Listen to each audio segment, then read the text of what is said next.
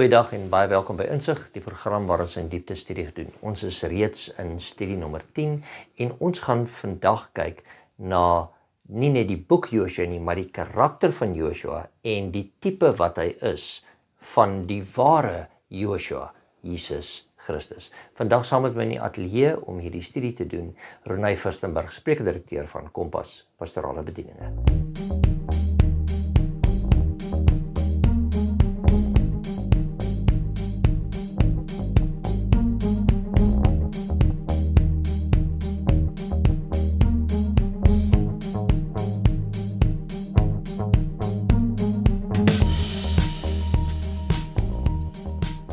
Goeiedag Renay, goed om jou weer in die ateljee te hê. Kan jy glo, ons is reeds al by studie nommer 10 in die boek van Joshua en vandag gaan ons kyk na die karakter Joshua en wat het sy aandeel aan die tipe en antitipes wat ons na kyk wat ons in die Bybel kry.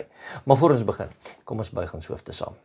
Vader, ons sê vir U baie dankie vir die liefde en die genade en baie dankie dat ons U woord kan open en ons bid Here dat U vir ons insig vandag uit U woord uit sal gee.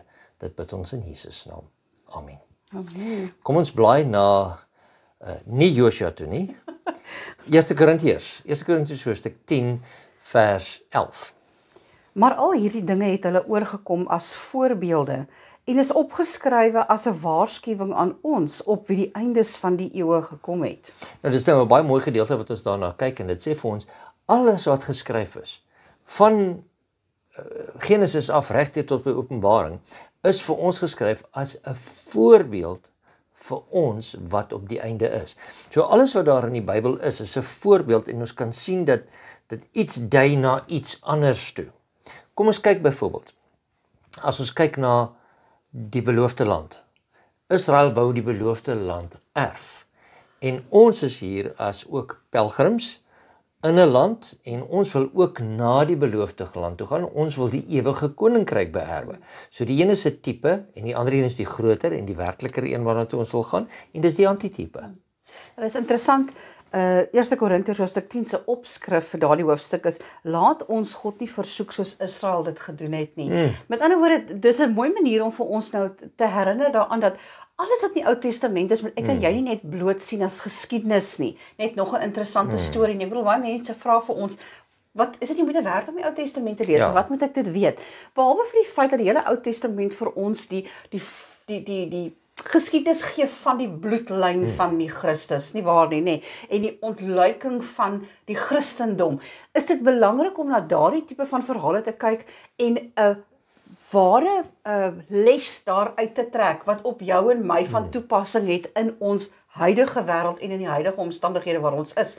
Dis eintlik half ondenkbaar om te dink dat wat in daardie jare in die woestyn gebeur het, enigsins op ons iets kan 'n impak op hê en waar ons wysheid uit kan trek. So, dis nie net 'n les vir ons nie, maar dis ook 'n voorbeeld van wat ons kan sien van wat nog moet kom, dit wat moet gebeur het.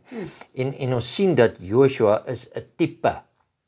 Right, maar kom ons kyk na die ander groter woorde en ek sukkel baie keer met hierdie groot woorde want ek is maar 'n ou wat nie met groot woorde oor die weg kom nie. Maar daar's tipologie.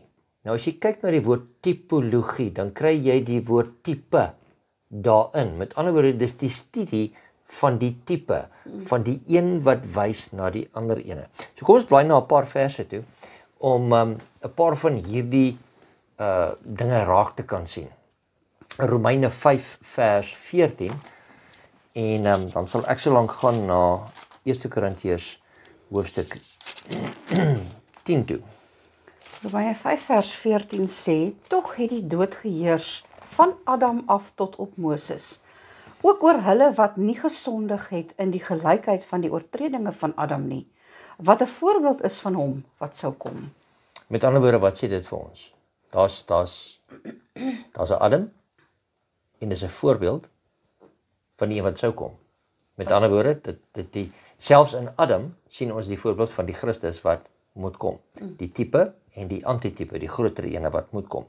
Nou as ek kyk, dis 'n bietjie baie verse, 1 Korintiërs hoofstuk 10, vanaf vers 1 tot 13, mag net so in die begin lees en sê daar, want ek wil nie hê broeders, dat julle nie sou weet nie, dat ons vaders almal onder die wolk was en almal deur die see deurgegaan het.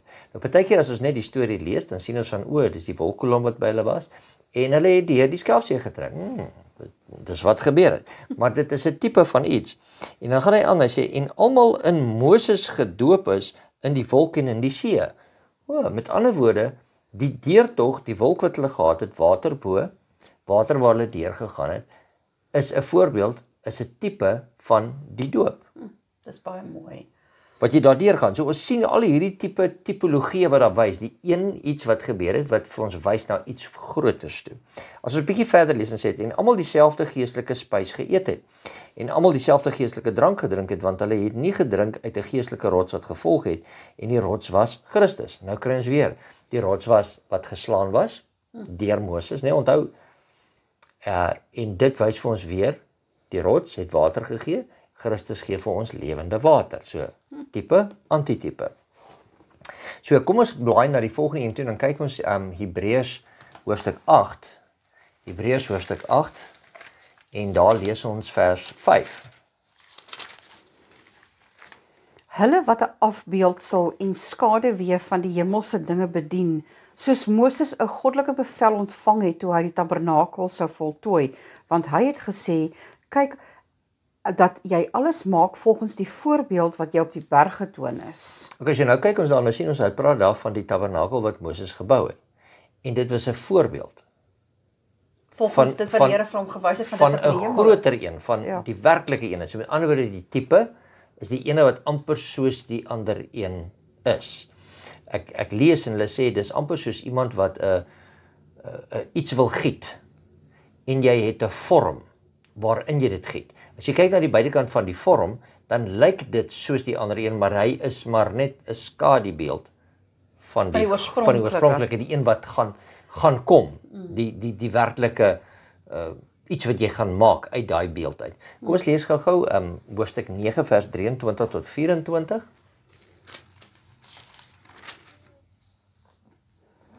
Dit was dus nodig dat die afbeeldinge van die dinge in die hemel deur hierdie offers gereinig moes word, maar die hemelse dinge self deur beter offers as hierdie, want Christus het nie ingegaan in 'n heiligdom met hande gemaak, 'n teebeeld van die ware nie, maar in die hemel self om nou voor die aangesig van God vir ons te verskyn. En daar sê dit self, nie 'n teebeeld nie. Met ander woorde, hierdie ene wat op die aarde was, is 'n tipe van die een wat in die hemel was. En so kyk ons na al hierdie die voorbeelde van die een wat na die ander een wys, die een wat na die ander een wys. En alles wat in die Bybel vir ons geskryf is daar 'n tipe en 'n antitipe, 'n groter ene waarna ons kan kyk en wat ons die les kan uitleer, want dis waartoe ons op pad is. So dit is tipologie is die bepaalde uitleg van persone, gebeure en instellings wat op Jesus en op ander realiteite in die evangelie vooruitwys. Met ander woorde, is iets hier wat vooruitwys op die volgenis wat sal gebeur. Baie interessant. So kom ons kyk daar na as ons kyk, kom ons gaan kyk na Dawid. Ons almal ken vir Dawid, nê. Man so na die Here se hart. Kom ons kyk daar.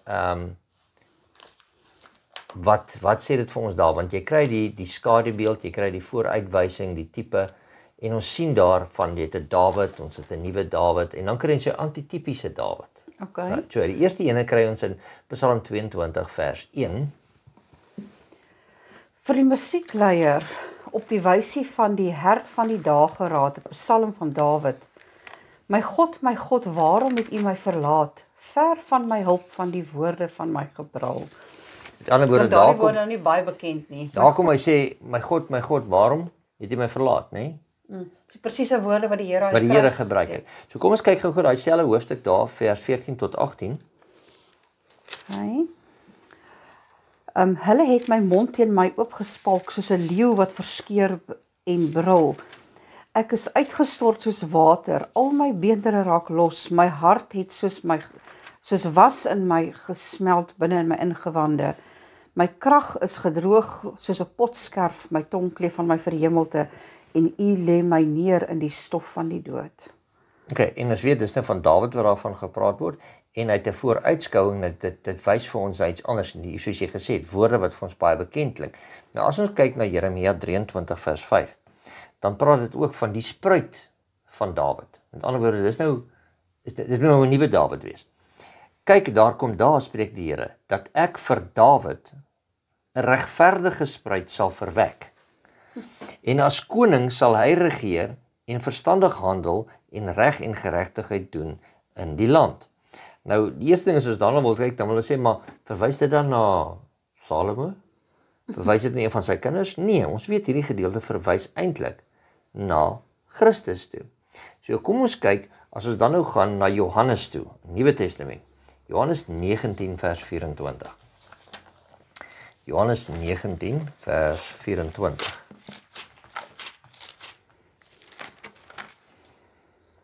En hulle het vir mekaar gesê, laat ons dit nie skeur nie, maar laat ons die lot daaroor werp, wiesin dit sal wees, sodat die skrif vervul sou word wat sê, hulle het my klere onder mekaar verdeel en oor my gewaad het hulle die lot gewerp. Dit het die soldate dan gedoen. Ja, so en daar sien ons, daar is 'n verwysing na Christus toe, né? Wat hulle daar vir hom daarmee gepraat het. En ons sien hier dat dit is die een wat sou gekom het. Dit is die lot wat oor sy klere sou gewerp gewees het. En maar dit is 'n verwysing na 'n profesie wat vervul sou word, dat sy klere lot oorgewerp sou word. Verdeel sou word, ja. So, ons kan sien dat die skrif vir ons hierdie dinge alles verduidelik. Dat die een is daar iets wat Dawid oorgekom het. Een is 'n beeld van die ander een. Ja, en dis 'n beskrywing van soos Dawid wat regtig geleef het, regtig dinge mee gebeur het en dat hulle vooruitgewys het na Christus toe. Ja, ek dink die koning wat ook vir ewig sou regeer het. Ja, ek dink net daar's 'n belangrike konsep wat ons moet besef, is dat dit is ek kan amper sê die hele Ou Testament is vir ons geskryf sodat ons die Nuwe Testament kon beter verstaan. Dat ons dit wat alles met Christus gebeur het beter in ag kon neem. En dit gee ook vir ons 'n baie duidelike bewys dat die Bybel waarheid is, nie waar nie. Dat dit wat in die Ou Testament vir ons as profesie voorgegee is in die Nuwe Testament vir ons as waarheid bewys. En die vervulling van al die beloftes wat in die Ou Testament is. So as ons nou kyk na die tipes en die antitipes, dan sien ons dat daar's 3 verskillende fases wat ingebring kan word in hierdie tipe wat verwys na die antitipe. En die eerste ene wat ons kry, hulle gebruik sulke groot woorde, en dis nie lewe van Christus. So ons sien die lewe van Christus. Nou die teoloë, sal praat van Christologie, soos iets wat wys op die Christologie, die studie van Christus, logie. En dan die tweede ene is vir ons bekend of help my tog. Ecclesiology. Ek het hom met in Engels. Net in Engels. Ecclesiologie. Ja. Daai ene, ecclesiology. Dit reg sê so maklik in Engels. So dit is die belewenis van die kerk. Met ander woorde, daar's goed wat vir ons wys wat in Israel se tyd gebeur het, wat vir ons verwys op na die kerk van God toe. En dan is daar natuurlik die laaste ene wat baie van ons ken, en dis die eskatologiese vervulling. Met ander woorde, eindtyd gebeure vervulling. So wat daar gebeur het en wat in die eindtyd sal gebeur. En dit is die tipes en antitipes wat ons kry in die skrif. Veral in die vervulling van Christus se lewe. Okay. So, kom ons kyk daarna gou-gou na 'n paar van hulle toe en kom ons kyk vinnig. Ons gaan nie almal doen nie. Kom ons kyk byvoorbeeld na die uittog uit Egipte. Okay. Die uittog uit Egipte, die kristologiese fase sien ons daar in Matteus hoofstuk 2 vanaf vers 19 tot 21.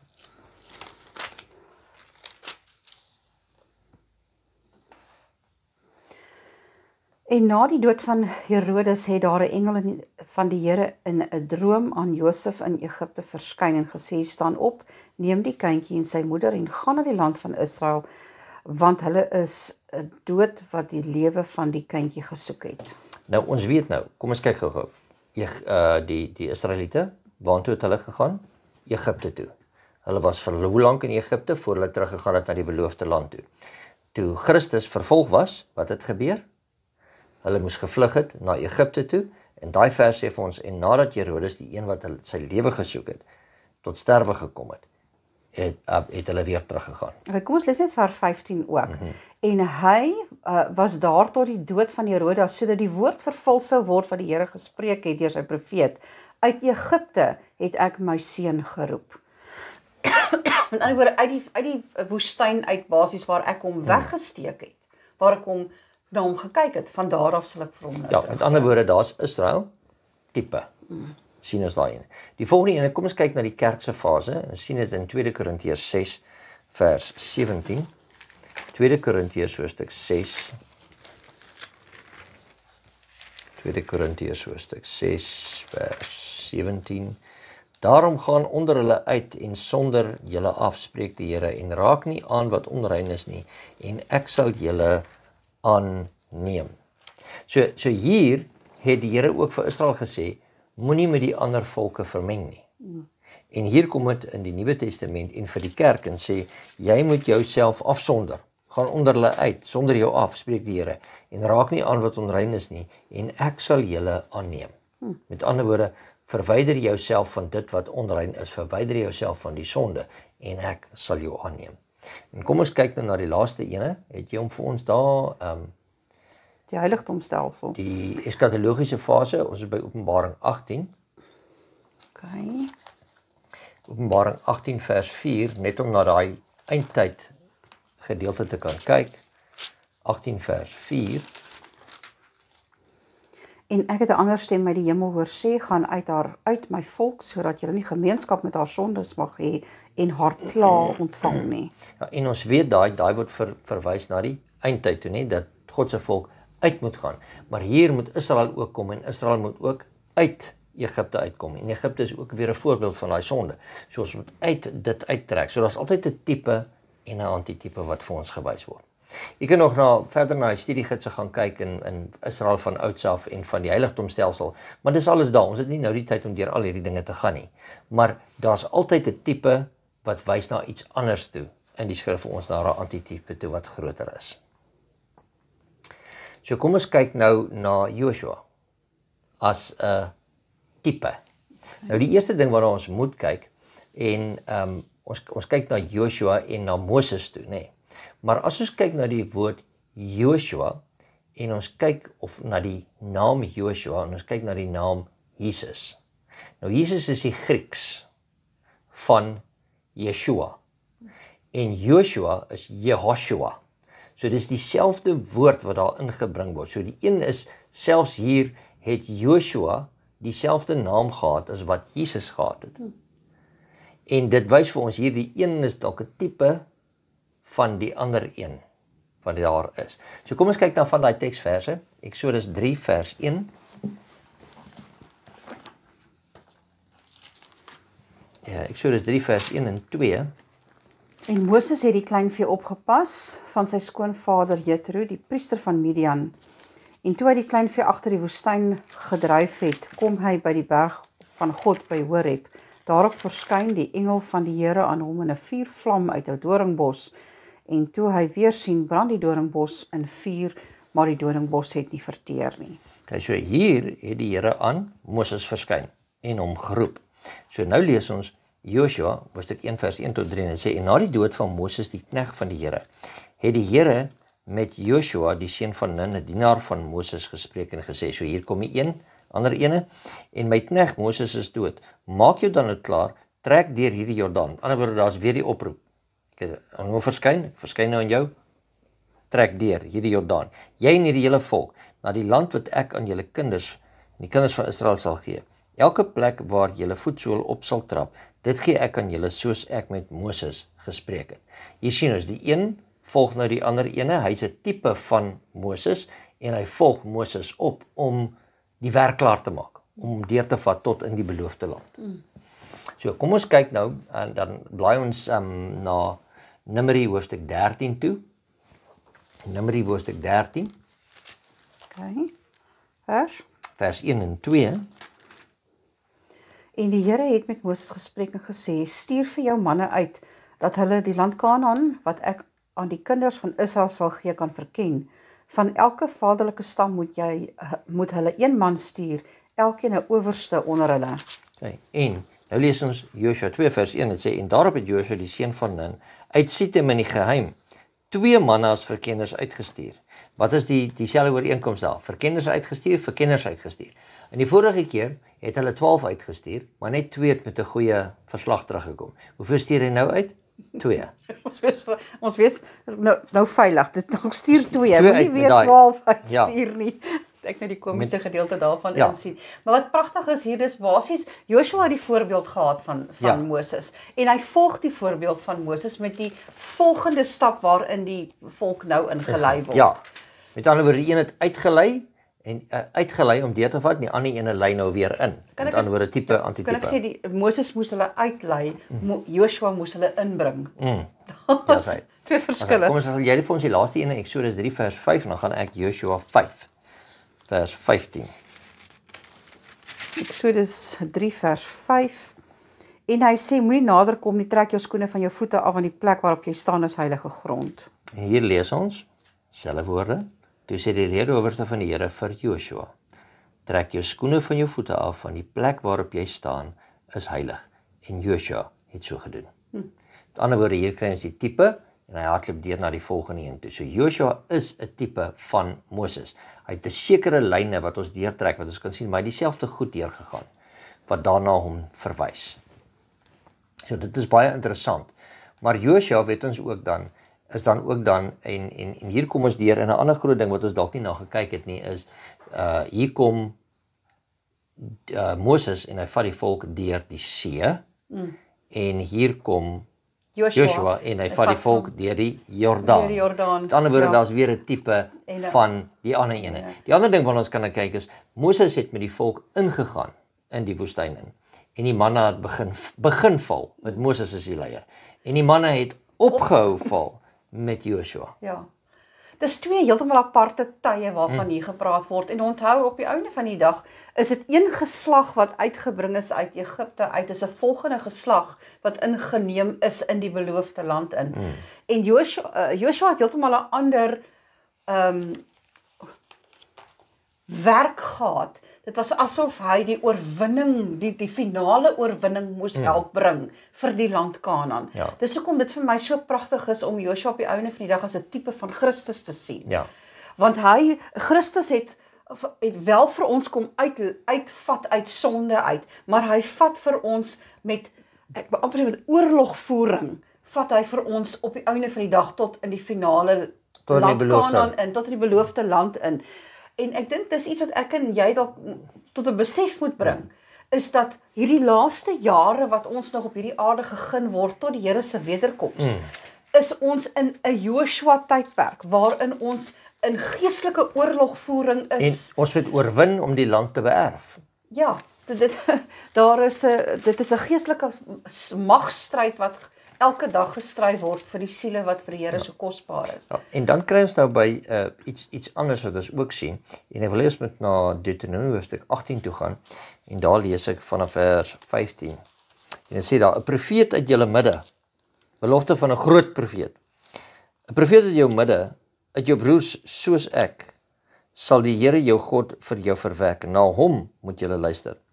Net soos jy van die Here jou God by Horeb gehoor het, toe jy op die dag van die vergadering gesê het, ek kan die stem van die Here my God nie langer hoor, en die groot vuur nie meer sien nie, anders sterf ek. Toe het die Here vir my gesê, dit is goed wat hulle gespreek het.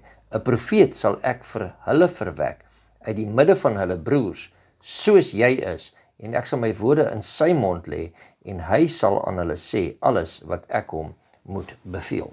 Nou ons sal dadelik dink, en ons wil hierdie ene dadelik deurtrek, en ons kan dit deurtrek na Christus toe. Maar hier, wie was die profeet wat net so na hom sou gekom het? Dis Joshua, want hy is uit sy broers, hy tussen hulle, en hy sal hulle deurlei, en die Here het ook met hom gepraat, en hy moes hulle in die beloofde land ingelei het. So, dis baie interessant wat ons hierdie dinge sien, maar op die einde van die dag, kom ons lees gou daar in die Nuwe Testament, Johannes 1 vers 21, en dan ook Handelinge, hoofstuk 3. Johannes 1 vers 21, toe vra hulle hom, wat dan, is u Elia? En hy sê, ek is nie. Is u die profeet? En hy antwoord, nee. So met ander woorde, hier kom dit, en En hier sien ons dat die volk verwag iemand. Hulle verwag iemand uit hulle midde uit, soos wat Moses was. Soos wat Josua dan gekom het uit hulle om in te tree vir hulle en sê, is u dan die profeet? En hulle verwys na daardie profeet wat die belofte van was, wat sou gekom het. Kom ons kyk Handelinge hoofstuk 3. Handelinge hoofstuk 3 vanaf vers 22 tot 26 en dit sê, want Moses het tot die vaders gespreek, die Here julle God sal vir julle 'n profeet verwek uit julle broeders, net soos ek is. Na hom moet julle luister volgens alles wat hy met julle sal spreek. En elke siel wat nie na die profeet luister nie, sal uit die volk uitgeroei word. En elke profeet van Samuel af en die wat gevolg het, almal wat gespreek het, het ook hierdie dae aangekondig. Met ander woorde, Christus praat nou hier van homself. Julle is kinders van die profete en van die verbond wat God met ons vaders gesluit het, toe hy vir Abraham gesê het, en in jou saad sal al die geslagte van die aarde geseën word. God het nadat hy sy kind Jesus opgewek het, hom eers vir julle gestuur om julle te seën deur elkeen van sy booshede te bekeer. Met ander woorde, hier sien ons die een waar dit uiteindelik op na verwys, die profeet wat sou gekom het, is eintlik vir die antitipiese, is Christus wat sou gekom het vir sy hele volk. En nie net Josua nie, maar Josua was 'n tipe van hom, nie die antitipe van hom die hele tyd nie. Okay. Baie interessant dat ons hierdie dinge kan sien en leer. So, hier is die gedeelte wat ons nou klaar al by uitgekom het. So kom ons gaan gou na Hebreërs hoofstuk 3 toe. Hebreërs hoofstuk 3. Okay. En hier kom ons by 'n gedeelte wat sê, hier is Joshua nou 'n tipe van die antitipe. Vers 7. Is 'n hele eentjie, vers 7 tot 4 vers 11, maar ons kan sulke stukkies lees daarvan. Daarom soos die Heilige Gees spreek, vandag as julle my stem hoor, verhard julle harte nie soos in die verbittering in die dag van versoeking in die woestyn nie, waar julle vaders my versoek, my beproef het en my werke 40 jaar lank gesien het. Daarom het ek vertorend geword op daardie geslag en gesê, altyd dwaal hulle met die hart, maar hulle het my weë nie geleer ken nie, sodat ek in my toorn gesweer het, hulle sal my rus nie ingaan nie. Sorg daarvoor, broeders, dat daar nie miskien in een van julle 'n bose, ongelowige hart is, deurdat hy van die lewende God afvallig word nie. As jy net vinnig daar ophou, soos kyk na daai gedeelte en sien ons daar, wat was dit? Die Here het gesê, hulle sal nie die beloofde land ingaan nie, want hulle het hom getoets en hulle het gemurmureer teen hom. En daar's 'n hele geslag wat nie ingegaan het nie. Ja, maar dit is belangrik om te besef, die Here praat nou met dis honderde jare vorentoe. Ja, maar hy verwys, hulle gebruik hulle as 'n voorbeeld. Wat hy hulle as 'n voorbeeld gebruik en sê, soos wat hulle vir 40 jaar lank hulle harte verhard het. En dit is baie mooi dat hy sê, vir 40 jaar het hulle my werke gesien. Maar hulle het nooit hulle harte tot my bekeer nie. Moenie soos daardie mense wees nie. So daar's daar die hele konsep van dit wat ons in die Ou Testament leer het, tot Jesus self gebruik as 'n voorbeeld om sy mense mee te leer. OK. Vers 13 sê, nou maar vermaan mekaar elke dag, solank as dit vandag genoem word, sodat niemand van julle deur die verleiding van die sonde verhard word nie. Want ons het deelgenote van Christus geword en ons het die begin van ons vertroue tot die einde toe onwrikbaar vasgehou. Maar daarom word gesê, vandag as julle my stem hoor, verhard julle harte nie soos in die verbittering nie. Wie was dit dan wat gehoor het en hom verbitter het? Was dit nie almal wat onder leiding van Moses uit Egipte gegaan het nie? En op wie hy 40 jaar lank vertorend was dit nie op die wat gesondig het, wie se lyke in die woestyn geval het nie, aan wie hy gesweer het dat hulle sy rus nie sal ingaan nie, behalwe aan die ongehoorsaames. En ons sien dat deur hulle ongeloof kon hulle nie ingaan nie. Laat ons dan vrees dat terwyl die belofte om in sy rus in te gaan nog stand hou, dit nie miskien sal blyk dat iemand van julle agtergebly het nie. Want aan ons is die evangelie ook verkondig, net soos aan hulle, maar die woord van die prediking het hulle nie gebaat nie, omdat dit nie by die hoorders nie 'n geloof in verenig het nie. Want ons wat geglo het, gaan die rus in, soos hy gesê het, daarom het ek in my toorn gesweer, hulle sal in my rus nie ingaan nie, alhoewel sy werke van die grondlegging van die wêreld af volbring was. Want hy het eers van die 7de dag so gespreek en die Here het die 7de dag van al sy werke gerus. En nou weer hier, hulle sal in my rus nie ingaan nie. En as ons nou kyk, vers 8 wil ek net daar vers is en sê, want as Josua aan hulle rus gegee het, sou hy nie van 'n ander dag daarna spreek nie. Daar bly dus 'n Sabbatsrus oor vir die volk van God, want wie in sy rus ingegaan het, rus ook self van sy werke soos God van syne. Laat ons dan beywer om in te gaan in die rus, sodat niemand in dieselfde voorbeeld van ongehoorsaamheid mag val nie. En hier kom hy en hy sê, julle moet in God se rus ingaan. En die Here wil hê, ons moet ook in sy rus ingaan, in die, ek wil nie sê in die ewige rus, want dit klink half snaaks, maar in die ewige rus van, daar is nie meer strewelinge nie, daar is nie meer, die Here wil hê, ons moet deur hierdie woestyn handeling wat ons gegaan het, moet ons kan deurgaan, sodat ons ook kan opeindig in die beloofde land, soos wat die volk beerwe het op die einde van die dag. Vir my is hierdie gedeelte 'n vreeslike mooi herinnering daaraan vir die beloftes wat daar is vir die wat gehoorsaam bly. Die wat in die woestyn gesterf het vrywilliglik gekies om God te verwerp. Dit is nie God wat dit van hulle af weggetree het nie, hulle het van God af weggetree. So, ek is vas oortuig dat niemand ooit voor die Here sal kan staan en sê, Here, U het my verlaat nie. Here, U het my verwerp nie. Here, asof ek is verlore omdat U weggetree het nie. Ons sal verlore gaan as gevolg van ons besluit om teen God te draai. Ja, om teenoor God te draai. Hy is nog altyd daar, ons draai teen hom. Dis reg. Nou, net so op die laaste gedeelte om daarna te kyk. Josua was saam met hierdie volk. En hy het saam met hierdie volk in die beloofde land ingegaan. 40 jaar was hy daar. Omdat sy mede-ouderdomsgroepsmense gemurmureer het, gekla het. En hulle is deurgelei na die beloofde land toe. Jesus het vir 40 dae in die woestyn ingegaan. En hy was vir 40 dae versoek. Right. En hy het deurgegaan en hy het sy bediening begin vir ons. Daar kry ons weer 'n tipe van die deurgaan en die tipe wat Christus moes deurgegaan het. Sodat hy vir ons kon wys dat hy deur daardie moeilike tye kon gaan sonder om te val vir die versoeking. Dis natuurlik 'n baie mooi konsep hierdie 40 dae van Josua se woestyn, 40 jaar van Josua se woestyn en 40 dae van Christus se woestyn.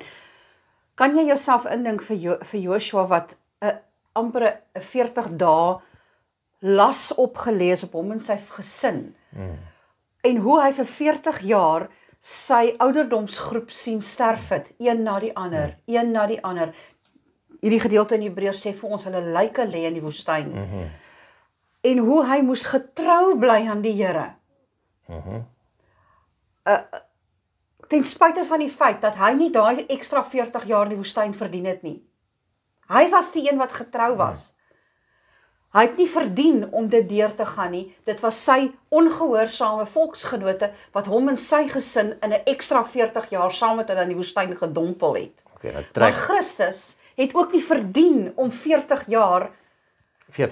dae versoek te word deur die duiwel nie. Hy het nie verdien om daai swaar kry te kry nie, te ervaar nie. Maar hy het dit deurgegaan. Maar hy het dit deurgegaan sodat hy sy bediening kon begin. Joshua het daai 40 jaar deurgegaan sodat hy sy bediening kon begin waar hy die mense gevat het in die beloofde land in. Die Here het daai 40 dae deurgegaan sodat hy sy mense kon gaan voorberei vir hulle kon sterf, kon opstaan, kon opvaar om hulle op die einde van die dag in die beloofde land in te lei. Dis 'n pragtige konsep.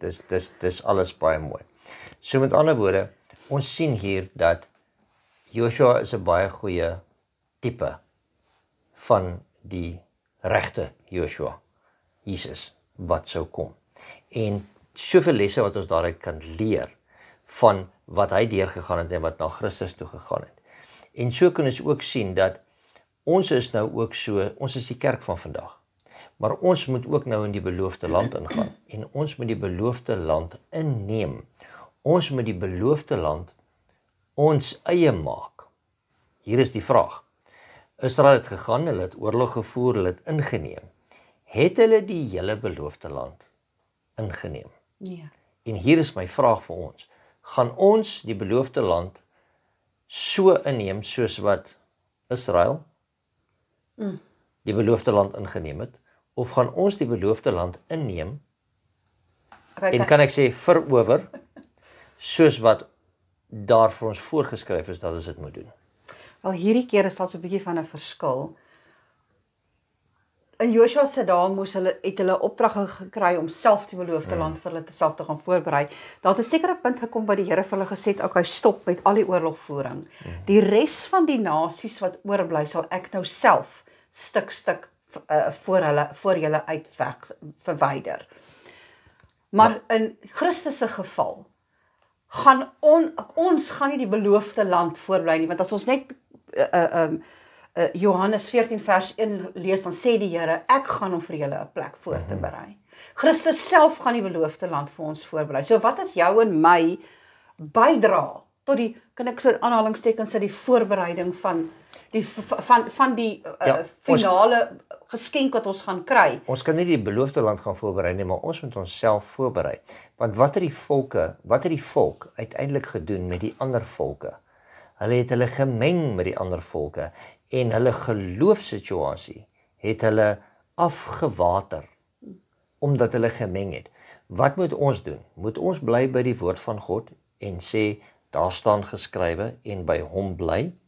Of moet ons maar ook maar sê dis na waar die wêreld toe heen gaan, so ons kan ook nou maar soontoe gaan.